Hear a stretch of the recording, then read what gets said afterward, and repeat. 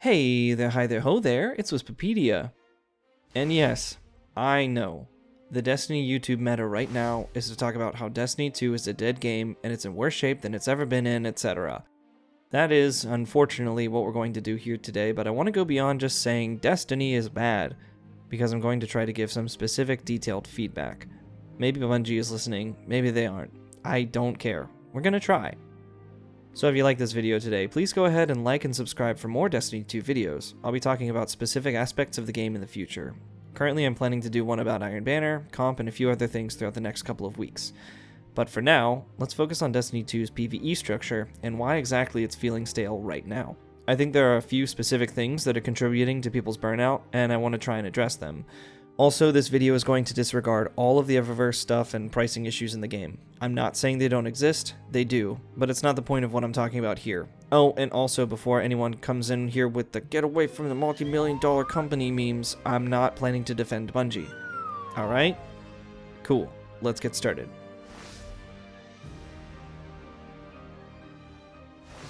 I wanted to start off with probably the biggest reason Destiny 2 feels a bit stale. It's the gameplay loop. If someone asked you what you do in Destiny, how would you respond? What's the selling point of the game? How do you progress? Honestly, the thing that makes Destiny great has a different answer for every single player, but the core loop of the game has been to increase your power level so you can play endgame activities. These could be raids, dungeons, trials, GMs, whatever. But the way that we go about increasing power in Destiny 2 has been largely unchanged over the entire life cycle of the franchise. You do activities in the core playlists to level up and get better gear. For pretty much the entirety of Destiny 2, that has meant that you play the same strikes, the same Crucible maps, the same Gambit maps to get gear that has a higher number on it so that you can increase your power enough to take on those endgame activities. And we have been doing that every 3 months for 7 years. 7.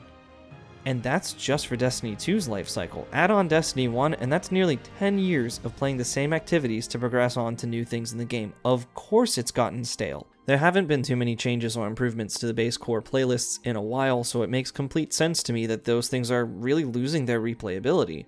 You can only do the same thing for so long before you start feeling like a hamster in a wheel, not really going anywhere. Add to that the fact that there isn't a determined path to getting what you need to finally hit the pinnacle cap.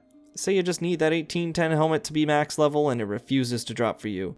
You're just banging your 1809 helmet against a brick wall, hoping and praying that you will get the level up you need. Fortunately though, Bungie has been making steps to decrease the power grind needed for each season, and this season they removed it entirely, which I feel like has become a double-edged sword. On the one hand, I'm glad I don't have to mindlessly play old activities to get the level increase I need. On the other, what exactly am I logging in for at this point? It's given me the freedom to play whatever I want, to pursue the specific gear I want, and to play the activities I want to without worrying about leveling up, but it also has removed the main system for progression in a season.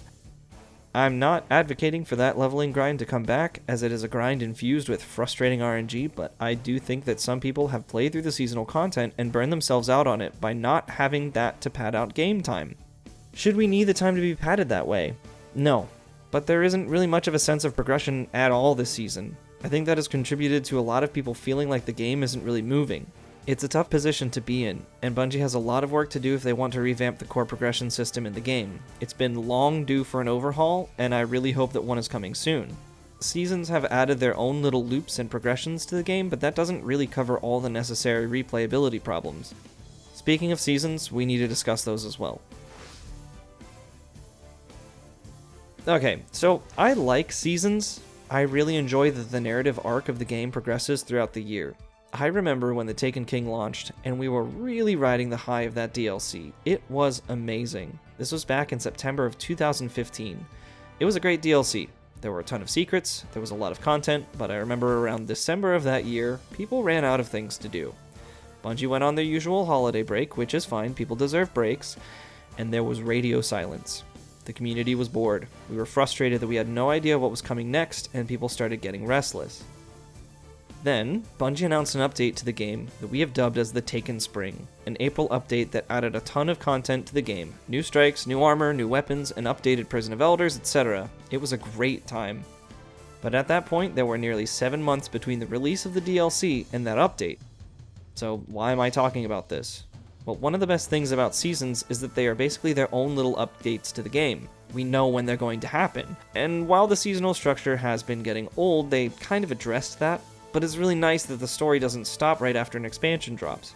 It's been engaging to see that the story of the world is growing and changing from season to season. In addition, I think it's exciting that the seasonal stories this year are even more intertwined with the larger story from Lightfall. There are certainly some missteps with how the story has been paced, but it's great that everything is very much in one narrative thread now. I mean, do you remember the jokes about Destiny's story in Vanilla D1, or even when Destiny 2 launched? The story had been disjointed and nearly incomprehensible for a long time. That said, I think people really want seasons to be something that they were never meant to be. People have talked about how great it would be to have a season that overhauls core playlists or vendors or whatever else. And seasons aren't really meant to be that. Ultimately, they're there to continue the story and provide a new PvE activity, and that's sort of about it. That said, just because that's what seasons are, doesn't mean they couldn't be more. Personally, I don't like how the story is drip-fed week to week. And the whole play the seasonal activity, then go talk to the seasonal vendor from some mysterious confusing dialogue isn't really the most engaging way to get exposition to me. There are also so many weeks where nothing really happens. I personally don't love that the story only progresses for the first 5 to 6 weeks of the season, and some weeks are less impactful than others. Then there are the weeks of the season after the story wraps up. We're left in a sort of weird limbo where there isn't a ton to do unless you're interested in playing trials, competitive PvP, GMs, or whatever else is going on in that week. I do know that you can't really have episodic story beats happening every single week, but it would be nice if the story stretched just a little longer over the course of the season. It also goes back to that hamster wheel idea. Seasons do add their own gameplay loop periodically, but it normally isn't substantial enough to really change the game. Especially the seasons where you had to run core playlists to generate seasonal currency in order to get the most out of the seasonal activities themselves. They've gotten way better, but I think seasons could feel more impactful. They could introduce their own self-contained loops separate from everything else that happens in the gameplay. I think that would help them feel more fresh. Okay, let's talk about something that's fairly opposite to seasons. So think back to Forsaken, and to the titles that were introduced during that time. Titles were a great pursuit added to the game that really pushed a lot of folks to focus time on a specific activity from season to season.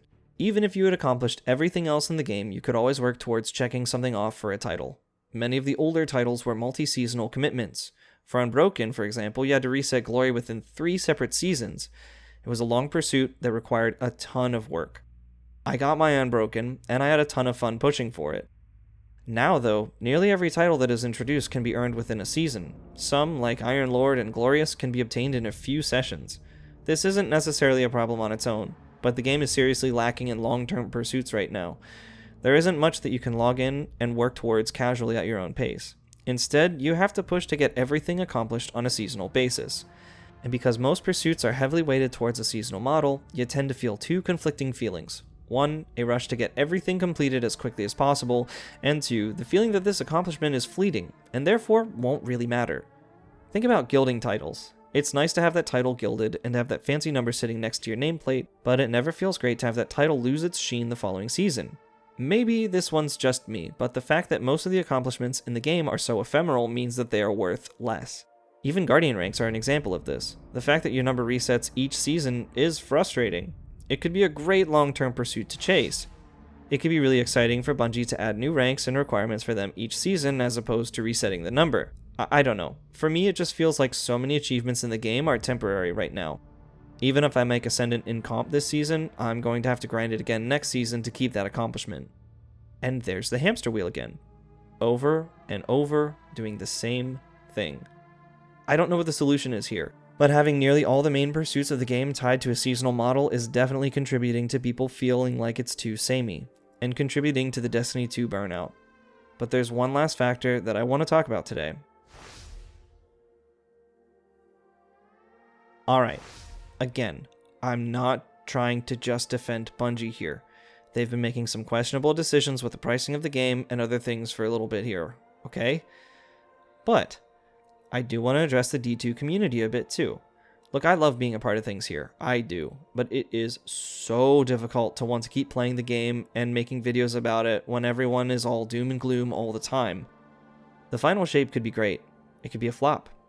Who knows? We have some time until it comes out, and Lightfall did not hit the mark for a lot of people. That's true and fine.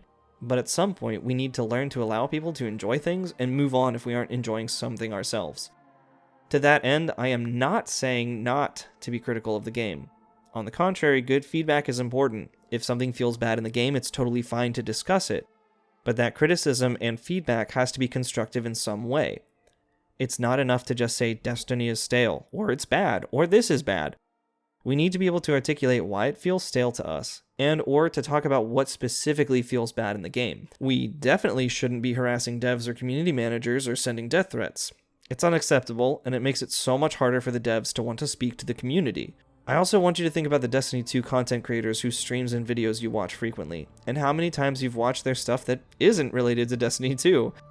It is so frustrating to me when someone says, just go play another game. While there is definitely truth to playing what feels good to you, I want you to really understand that a lot of these creators really rely on their audience for views, subs, and whatever else to make their living. And ultimately, I want to play Destiny. Just, it can be so hard for people to step outside of their niche. It's even worse when you consider the YouTube algorithm pushing out different videos to people. Fortunately for me, this is just a fun little hobby for me, so I can make videos on whatever I want. But for the people whose livelihoods depend on this, there is a lot of risk with changing gears towards a different game or variety content. It's not an easy transition, and it really makes it difficult to want to create videos or try to break into this space.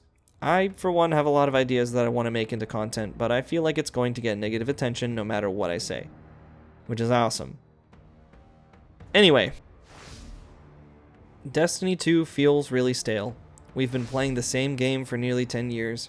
It makes sense that we feel like this given that there hasn't been a major overhaul to how the game loop works and develops. Seasons could do more to address this, and hopefully they do so in the future. The overall sense of dread in the community isn't really helping all that much either. Oh, also, hey Bungie, when are we getting new Trials, Iron Banner, and Vendor Armor? Cause that would be pretty sweet. Oh, and yeah, we're all gonna forget about all of this when Bungie does their Destiny 2 reveal on August 22nd, so don't worry folks, it'll get better soon. Hey, thanks for watching this video. I hope you enjoyed it. Tell me in the comments about your thoughts on D2 right now and do the usual YouTube things, like and sub. Follow me on Twitch to catch more of my Destiny stuff. Also, check out the Dojo Discord and my own personal Discord server, The Lantern. If you're looking for folks to play games with, I can't recommend a better community than Dojo. There are a bunch of lovely people there, and I've made a bunch of great friends who play a number of different games together. I definitely recommend checking us out. Thanks for watching. Make sure you drink your water, get good sleep, and take care of yourselves. And I'll catch you next time.